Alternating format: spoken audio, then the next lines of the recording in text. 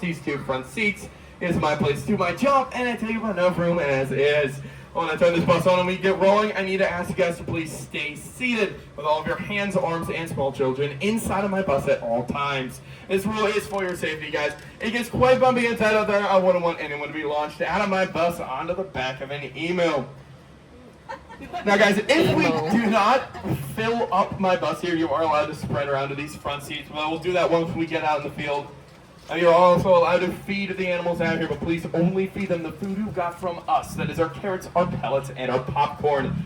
Well, you can feed them however you want. I recommend an open palm like this so you can avoid getting your fingers munched. So please do not drop that food directly off the side of my bus. Guys, you're also allowed to pet the animals out here, but please do not poke, prod, and most importantly, grab at their horns and antlers. Guys, I'm going to explain a little bit more about our horns and antlers when we see our elk and fallow deer. For now, I just want to ask you guys to please be careful to not reach out to touch them.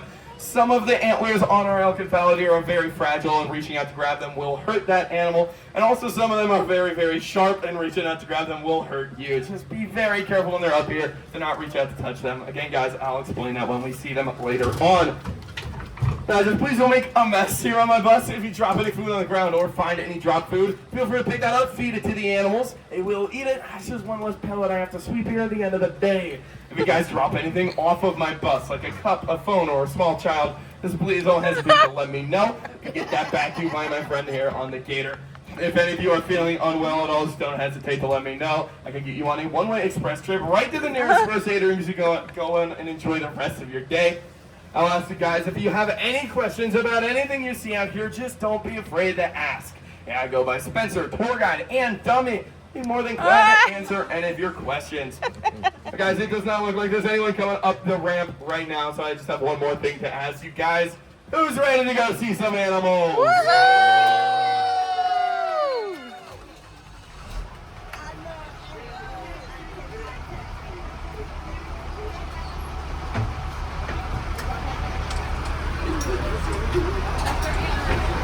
Let's go see some dogs.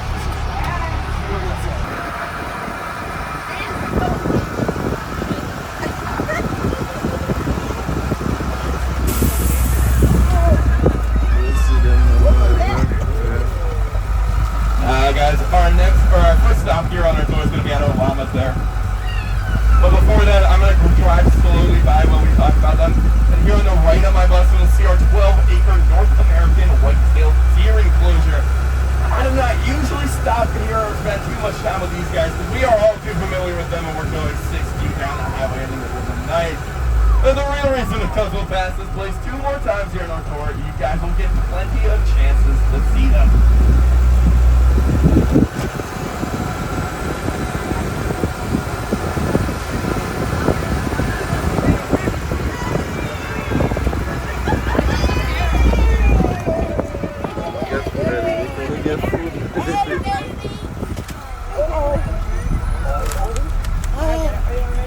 Let's get it scared. Wait, baby. Come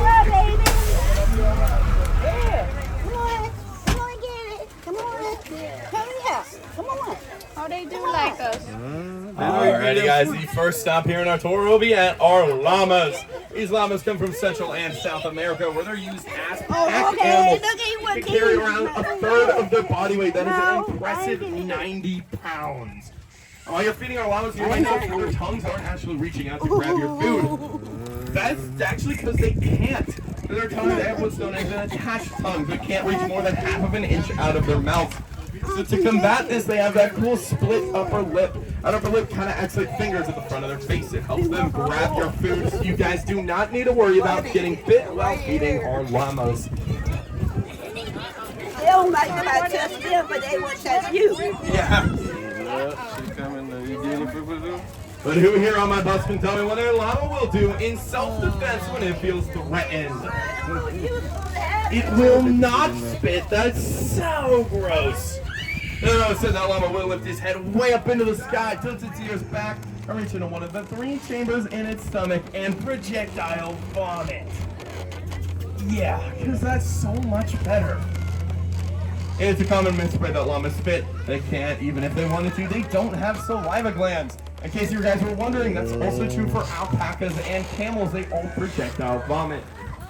Well, Now I'll give you guys a little bit of extra time here to pen feed our llamas, but if for whatever reason you don't get a chance to, if you have any food left over here from our tour, or pick any of that food off the floor here, you can take that to our petting zoo and feed our alpacas.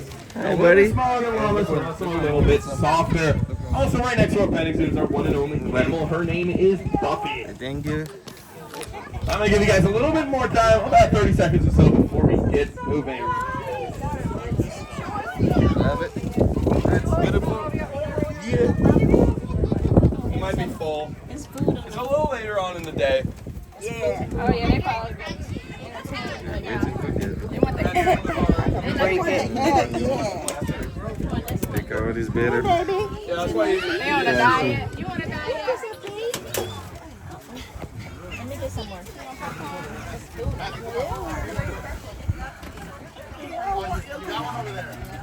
I should have bought carrots. I think the llamas usually like the carrots a lot. Yeah, they do. Some of the birds, well, actually, some of the birds really only eat the popcorn, but pretty much every other animal will eat everything. I would have I never think the llamas are just a little picky today. What? eaten everything. What? No, we can feed any animal out here. Everything. The food to buy was down at the You're store. not even a year old You yet. can't feed the popcorn here. Usually I would suggest the popcorn. Yeah, my You food. get a lot more Yeah, than yeah. $1. Yeah, my food. Alrighty guys, well, we are going to get moving here. Looks like next up we're going to pull up on that hill in front of us. We're going to see pretty much all of our species of cattle, and eventually guys we're going to meet the world's largest species of donkey.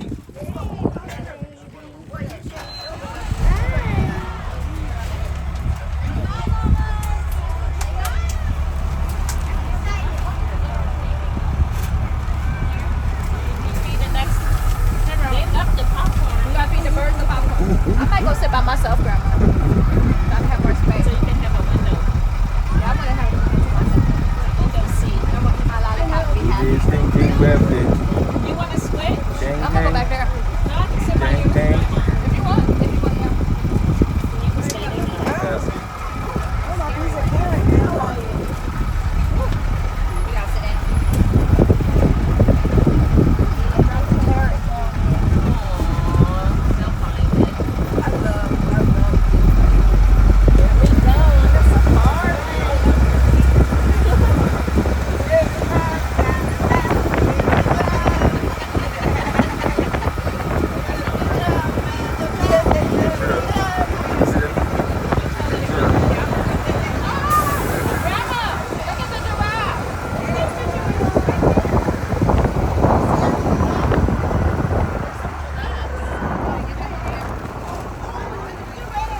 As usually I don't talk about the giraffes this early, but it looks like all four of them are right in that corner. On the left there you can see our giraffe enclosure. We have 4 male reticulated giraffes here at Lake Tobias. Their names are Bakari, Oliver, Tucker, and Kimba. Yes, we have 1 and 4 giraffing today. It's at 4 o'clock, so you guys might have enough time to get up there at the end of this tour. You can still go up there and visit them whenever you want.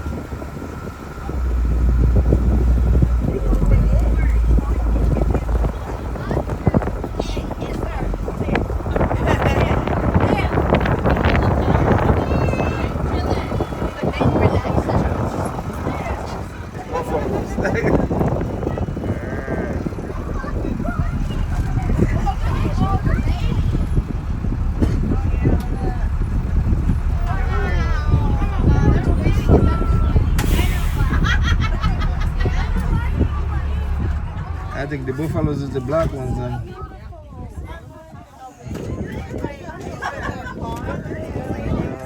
Those are different cows.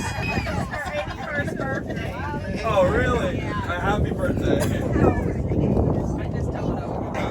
Well, I'll take a guess. Maybe like 81. Alright guys, the next stop here on our tour, on the radio is pretty much all of our species of cattle minus the water buffalo. The first ones I'm going to talk about here. In the middle right, you'll see these maroon cows with really wide thick horns. These guys are the African Watusi. Watusi are one of the oldest domesticated breeds of cattle. Actually so old they're named after the Watusi tribe in Africa, and there they are incredibly sacred. Those guys those horns might look like they're very, very heavy. I assure you, I could probably pick one up with just my dominant hand. They're made completely out of keratin. That's the same stuff as our fingernails. They're also somewhat hollow, and it's because those horns act like massive radiators at the top of that cattle's head. That's why they're so big, they can catch more of the wind to help cool down their bloodstream. I think the record for one of these guys is 17 inches in diameter at the base. That's just about the size of a basketball. And speaking of sacred animals, guys, you'll see these two big white cows with the black and brown spots and the big hump on their shoulders. Those are our two Brahmin bulls. A Brahmin come from India, where they're a cross between 4 species of cattle. These guys are so sacred, you're not even allowed to sell them.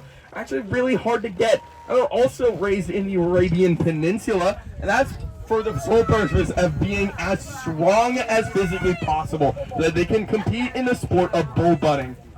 Now, our two Brahmin here are not competing in any sports. They are some of the laziest and friendliest animals out here. Their names are Bert and Ernie. And if you guys look at our Watusi there, just behind them you'll see the big white cow with the long hair covering his eyes.